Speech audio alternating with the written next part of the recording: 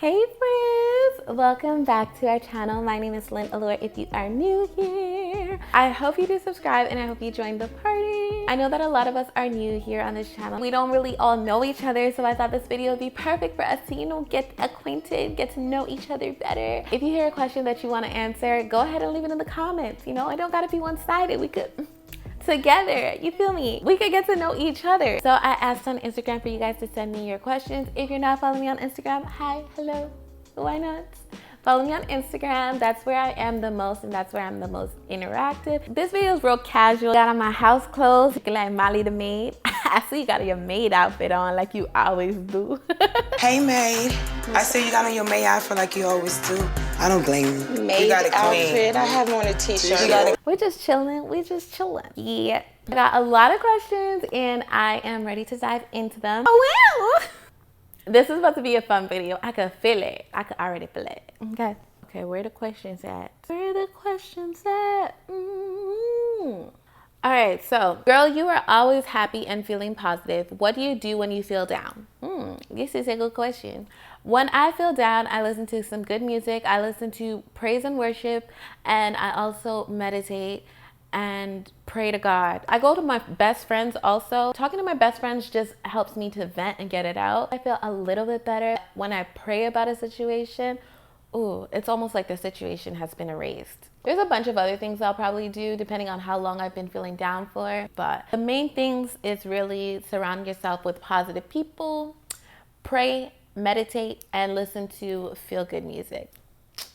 How was the process of purchasing a house? Purchasing a house for me, it felt like dating, but there's a strong possibility that, at any moment, this relationship is gonna crumble. The first home I put an offer for, they didn't even accept my offer. They went with somebody else. Second home I put an offer for, they accepted my offer. I had my 10-day grace period. I got my inspector in. I secured the mortgage. My inspector came back and said, this is wrong with the home. This is wrong with the home. This is wrong with the home. Get it fixed. Me and my realtor went back to the seller and said, these are the issues. I'd like them to be fixed before I take ownership of the home. And the seller was like, no, you take it or leave it. I have other people who want to buy the home as is. So I couldn't get it with all those issues because I wasn't looking for a fixer-upper. Finally, the third home I got, it was meant to be. It was pre-construction, so I didn't even have to get an inspector. There was no issues. That process showed me that when God says no, it's because he's saying there are better things in store for you, because those two homes that I wanted originally are nothing compared to the house that I ended up buying. But at the time, I wanted them so bad. Ooh, I wanted them so bad. It's the same as some relationships. Sometimes you're like, yo, I want this man so bad,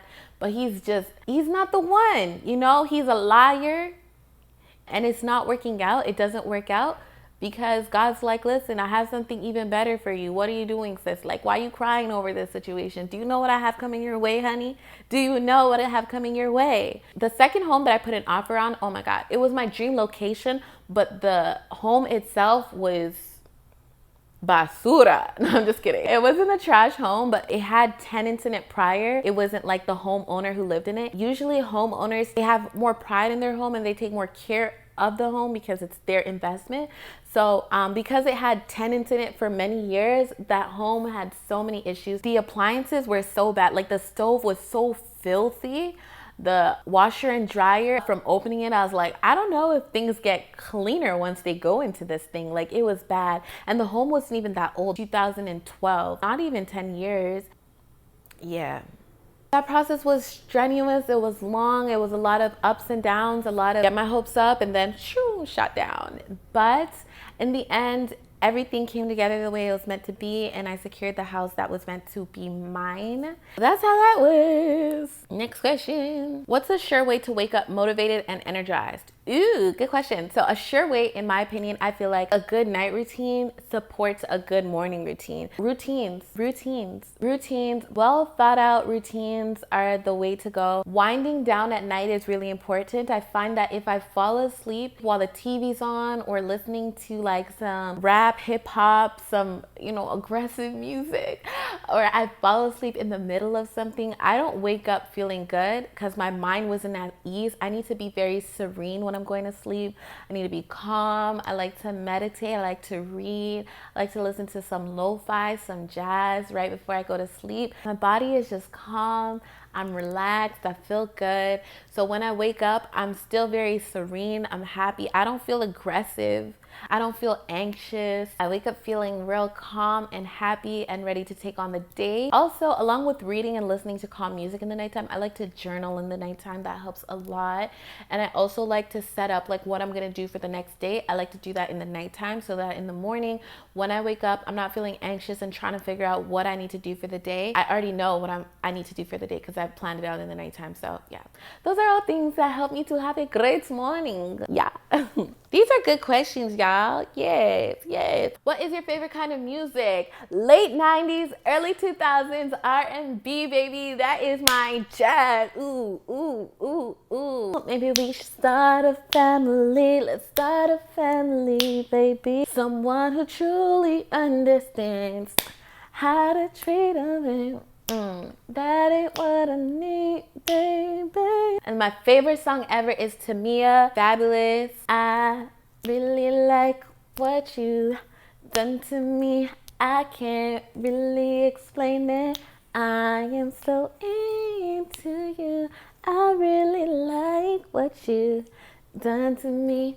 I can't really explain it. Yes, Ashanti, Ja Rule, J-Lo, Fabulous, Boys to Men, All for One, Usher, P. Diddy when he was Puff Daddy, Maze, Aaliyah, ooh. God. Who else? All of that so nostalgic to me. I still get down to that music to this day. To this day. To this day. To this day. To this day. Late 90s, early 2000s music is so nostalgic to me, and there's never gonna be a genre that tops that. Never. Even when I'm 95 years old and I hear Ja Rule say, "What's my mother's name?" I'ma say, "Are you Ellie?" Blowing back on this Mary Jane, I'm analyzing the game, and the game then chose me to bring pain to one and the same. Ever since you told me there's only room for two, I've been making less room for you. Now only God can hold me. Anyways, so yes, late 90s, early 2000s R&B will always have my heart. Always puts me in an instant mood. There's 3 things in this world that put me in instant mood. Number 1, cupcakes. Number 2, beautiful skylines, specifically pink sunsets. Ooh, does something to my heart and my soul. And then 3 is nostalgic late 90s, early 2000s R&B. Makes me so happy. So happy. All right, next question. Nicknames. Actually, Lyn is my nickname because my full name is Eastland, so Lyn is my nickname actually. But everyone calls me Lyn now, so now it's not really a nickname because some people don't even know that my full name is Eastland. They just call me Lyn. That's how you spell my name, Eastland. All right, next question. If you came back to life but you couldn't be a human, what would you want to be? I would want to be a pink sunset, for sure. If you guys ever see pink sunsets, can you just take a video of it and tag me in your story? Because like that really makes me happy. Cupcakes and pink sunsets. You know what I just thought of? Sitting under a pink sunset, listening to late 90s, early 2000s R&B while eating cupcakes. Wow. A vibe. A vibery. My favorite Netflix show, I really do not watch television. I keep up with like Real Housewives of Atlanta. Otherwise, I'm listening to podcasts. That's as extensive as my television intake is. Wow, it's kind of sad. But I just started watching Love is Blind. I binged the first 4 episodes. It was actually pretty interesting. I have no desire to finish it anytime soon though, because I felt so bad afterwards. I was like, damn, I just wasted my whole evening. Time is really like scarce for me these days, and I really just spent like 4.5 hours watching this television show. So I'm not going to be able to finish it anytime soon, I don't think, but I really like that show. I also remember watching something on Netflix, an organizing show. It was an Asian lady and she goes into people's homes and she helps them to like declutter their home. I really like that show as well. But yeah, I barely get a chance to watch television shows. Like I want to watch Netflix, but then at the same time I'm like, but do I really want to watch? Do you really want to watch Netflix? Or do you want to answer emails? Listen, I'm realistic. I know the way that I am, and I know I have potential to binge watch an entire series in like 2 days. And so I need to take preventative measures and just like not even start shows because things like me sitting down and watching 4 whole hours of Love is Blind happens, you know? So yeah. What is your favorite food? Ooh, I feel like I've mentioned this before, but cupcakes.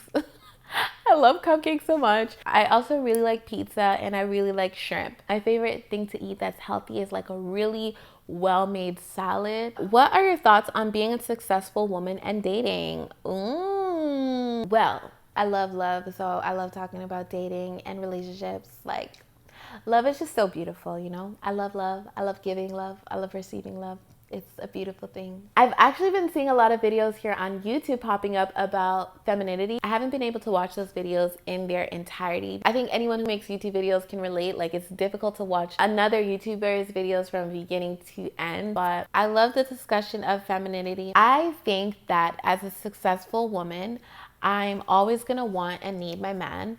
And it doesn't matter if I'm making $100,000 a year or $1,000,000 a year. So this could be a very sensitive topic to people. In my opinion and my preference is I enjoy a relationship that has gender roles, and I don't find it offensive because I don't think there's anything offensive about being feminine. I naturally like to be loving and nurturing and soft and supportive in my relationships. I also appreciate security and feeling protected and provided for. I think you could still be successful financially and still be very feminine in your relationships. In the past, relationships with gender roles, the woman couldn't provide for herself if she didn't have a man. But I don't believe in that. I believe that I can still be with a protector and provider, but still be able to provide for myself if need be. I don't think that it needs to be one or the other. Like, you either need to be successful or feminine. I could still be with a protector and a provider, but still make enough money that if I wanted to do something for you financially, I could do that, and I'm not buying you a gift with your own money. Also, if I needed to do something for myself, I don't always have to rely on, because I know people who, like, if their man left tomorrow, they don't have a pot to piss in, they don't have 2 nickels to rub together, they can barely afford their own tampons. You could still be with a protector and a provider and a very alpha male, but still have financial literacy and financial independence for yourself. That's my preference. Like I've said before, as long as what you desire for your own life is not harming any other people, then do you and go for it. There's nothing wrong in what you desire. I like gender roles in a relationship. Some people don't. That's good for them and that's good for their relationship. But I'm not in a relationship with all them other people. I like what I like in my relationship. If your success intimidates a man, then that's not the man for you, period. All your life you hear, do not dim yourself down to fit into certain crowds. And the same thing goes for relationships. Like, don't dim down your success to attract certain men into your life. Like, no, if he's intimidated by your success, you can get rid of him from early, sis, because all he's gonna do is hold you back in life. All of your ambitions are gonna go to waste because he's not gonna want you to outgrow him. There's no need to entertain that. And if anything, your success is just a bum boy repellent. Bring away all the bum boys, the guys who don't share your same ambitions, don't share your same visions or goals in life. Tell him, boy, bye. And if he's intimidated by you now, what's he gonna do when you really hit your potential? Also, let's be clear that success is a mindset. I'm not saying that you should date a man for his potential. You should date people for where they're at in their lives currently. However, success is a mindset. So you might make more than him financially, but if his mindset is like he's winning at everything he puts his mind to, he's winning at everything that he works on, and you are actively seeing this, you don't got to worry about like, oh, I'm more successful than him financially. Do you like him as a person? Does he still play his role in this relationship? But yes, I can go on and on about this topic. I just have opinions and experiences, but I'm not a guru on relationships. I hope that answered the question. Those are my thoughts on being a successful woman and dating. What is your favorite feature about yourself? Wow, that's a question. That's a good one. Can we just take a quick second, really quick? In the comments, can we all just put down one thing that we love about each other? Go off, sis. Go off. Gas up yourself in the comments, please. Okay? Gas yourself up, baby. It's so easy for us to focus on, oh, I don't like my teeth, I don't like my skin, I don't like this, I don't like that. But hello, what is your favorite thing about yourself? Put it down below. I want to know. If you want to shout out 2 or 3 things about yourself that you like, go ahead, baby. Go ahead. It's a loving zone. It's a positive, loving, self-love zone in here, baby. But shout out to the person who asked me this question, because that was a dope question. I really like that. I would say one physical thing about myself that I really love is my like frame. I like my height. I like my frame. I'm pretty petite. Non-physical trait about myself that is my favorite feature is my personality. The fact that it's so hard to break me. Like, I feel I'm very strong and I'm very bubbly, and it's hard to break my spirit and my ability to just shake things off, shake people off, shake negativity, get negativity away from me. I feel like money follows me. Drama does not. I haven't been in drama in a hot minute, but I've been in the bank a few times, baby. Money follow you, banana follow you. What inspired you to be so driven? Side note, you're such an inspiration. Thank you so much, Sasha. I'm not gonna say her full name because I didn't ask for permission. I love you. I appreciate you, girl. Thank you so much. I appreciate you guys so much. Okay, but what inspired me to be so driven was my mom. My mom's my biggest inspiration. Seeing her grind and hustle, take care of 3 kids on her own, and still be financially independent. She's never had to rely on anybody, and she makes me want to do better. She is a reminder to me I could do anything, because if she can immigrate from Africa and taking care of 3 kids on her own, what's my excuse? You know, like, I have all the resources, I have everything I need to achieve anything I want. Yeah, so she's my biggest inspiration. I'm 18 and I'm wondering if you can drop any financial tips for the fresh adults. Yeah, baby girl. Financial advice for an 18-year-old. Firstly, don't go broke trying to act rich. Don't try to impress your peers. Financially, you do not have anything to prove to anybody when it comes to your finances. What you do with your own money is going to be your own business. Literally, it's either your own success or your own problem. Don't try to buy the latest just to flex for the gram. Do it if it makes you happy personally, but don't do it because of external forces. Also, stay at home for as long as you can, as long as your home is a healthy environment and a safe environment, because, you know, safety first and your health is your wealth. As long as you have the opportunity to stay at home for as long as you can and save your money. Save your money. Move out when you are financially ready to, not before you're financially ready to, because it's going to be an ongoing cycle of you like saving money but then having to pay all your bills all the time on your own. Living on your own is not cheap, and you're going to hear this multiple times from people who live on their own. It is not cheap, and you have no one to rely on but yourself. So only make that move when you are financially ready to. Don't make that move prematurely because you want to prove something to anybody, because you want to have friends over and you just can't do it in your house right now. You want to have parties at your house. Nah. If you want to have a party, rent a hotel and throw a penthouse party or something like that. Get an Airbnb and actually devise a plan where you can move out at a decent age. You know, nobody wants to be 40 and like still can't afford to live on their own. And also secure a cash flow that will allow you to sustain that lifestyle when you move out. So while you're still living at home and you have that security, work on securing your cash flow, securing those income streams, and work on your money management skills. And then also, don't be so hard on yourself. You're young and you're gonna make mistakes. Even in your 20s and 30s and 40s, you're still gonna make financial mistakes. It's okay. Don't be so hard on yourself. The best way to come back from a financial mistake is to learn from it, gain wisdom from it, and move on. Money comes and goes. It's okay. What's your zodiac sign? Also, your rising and moon sign. Ooh, rising and moon, Lord Jesus. I do not know what my rising and moonshine. I don't know what my rising and moon sign is, but I'm a Virgo. My birthday is August 28th. So that is it, guys. That is it for this Q&A. I hope you guys learned a little bit more about me, and I would love to know your answers to some of these questions down below. Like, just choose whatever, whatever question you want to answer and just let me know down below. I love you guys so much. You have no idea. I really do mean it. I love you guys a lot. Love you to the moon and back. Future to you. Mwah.